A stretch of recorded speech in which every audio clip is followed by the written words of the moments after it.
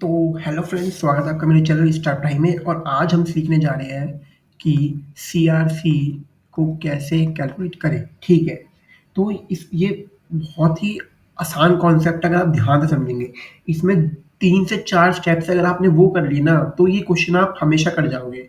ये one of the most easiest question जिसे बोलते हैं ना, वो है। ठीक है, तो एक बार एक पेज इंसर्ट कर लेता हूँ।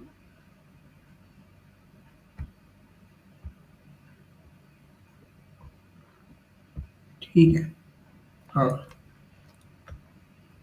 एक मिनट दोस्तों, एक मिनट। हाँ, तो ये जो बोलते हैं जैसे one of the easiest question है। ठीक है, तो इसमें हमें क्या करना होता है ना, डेटा दे रखा होता है, जनरेटर दे रखा होता है, जिसे हम क्या कहते हैं, डिवीजर, और हमें निकालना होता है रिमाइंडर, जिसे हम क्या कहते हैं, सी आर सी। ये क्या करता है, पहले इसके बारे में जान लेते हैं। ये 3 चीज़ें आप ध्यान रखना, ये 3 चीज़ें हमें निकालनी है। ठीक है, और हमें दे रखी होती है। ये 2 हमें गिवन है, ये हमें निकालनी है। ठीक है, सीआरसी क्या करता है, 1 बिट एरर डिटेक्ट। ये एरर डिटेक्ट कर लेता है। ठीक है, पर ये करेक्ट नहीं कर सकता। करेक्ट कौन करता है, हैमिंग डिस्टेंस, हैमिंग कोड। ठीक है, हैमिंग कोड डिटेक्ट करता है एरर को, पर सीआरसी क्या करेगा, एरर को डिटेक्ट डिटेक्ट करेगा, और हैमिंग कोड क्या करेगा, एरर को करेक्ट करेगा। ठीक है, तो अब जैसे मैं आपको एक क्वेश्चन ले लेता हूँ। डेटा हमें दे रखा है 1001 ठीक है, और डिवीजर या फिर जनरेटर, कुछ भी कह सकते हो आप। ये हमें दे रखा है 1101। ठीक है, अब आपको बता दो क्या करना है।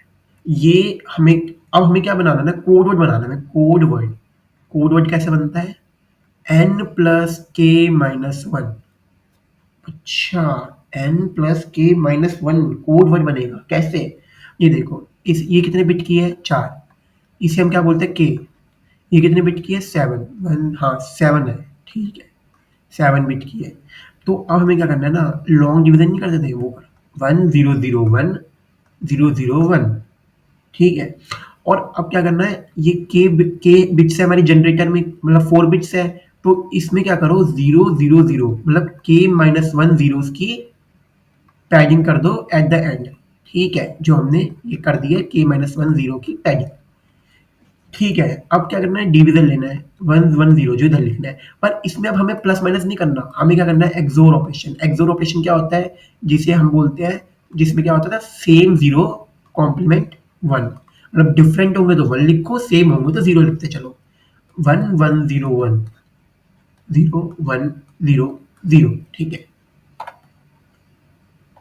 अब हमने जीरो उतारा यहाँ से। ठीक है, यहाँ से उतारा जीरो, 1101 0101।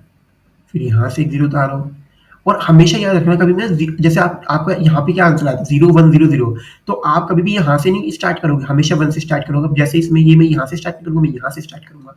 ठीक है, तो 0111। अब यहाँ से एक 1 उतारो, 1101, तो 00110। ठीक है, अब यहाँ से क्या करा, यहाँ से हमने 1 उतारा था। अब यहाँ से 1 और 2 जीरो उतार दो। ठीक है, तो 1000 आ गया हमारा, और क्या है, 1101।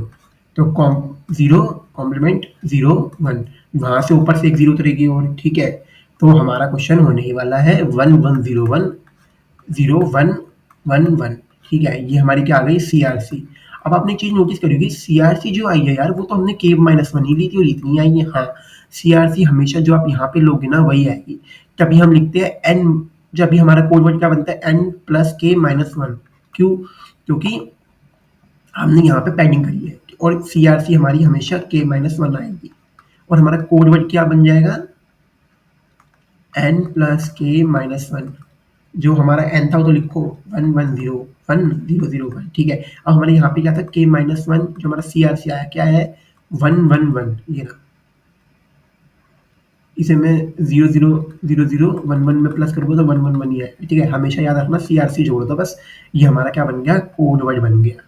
ठीक है, अब आपको एग्जाम्पल से समझ आ गया, पर मैं क्या करता हूँ ना, एक बार आपको पूरे स्टेप्स लिख देता हूँ, स्टेप्स लिख लो।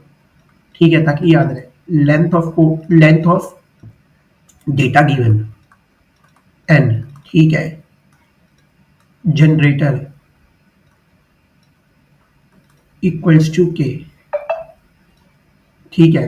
और क्या होता है इसमें, हाँ, जनरेटर गिवन है जीरो पैडिंग जो हम करते हैं के minus one at end of data, ठीक है। Apply XOR operation, apply XOR operation, ठीक है। फिर यहाँ पे क्या करना है, ऑलवेज स्टार्ट विद वन, कभी भी जीरो से मत स्टार्ट कर देना, वो गलत हो जाएगा, ठीक है। हमेशा मैंने आपको बताया वन से स्टार्ट करना है। फिर हमारा जो कोड वर्ड क्या बन जाता है, हमारा जब कुछ सब कुछ हो जाता है एन प्लस के माइनस वन, तो ये हमारा।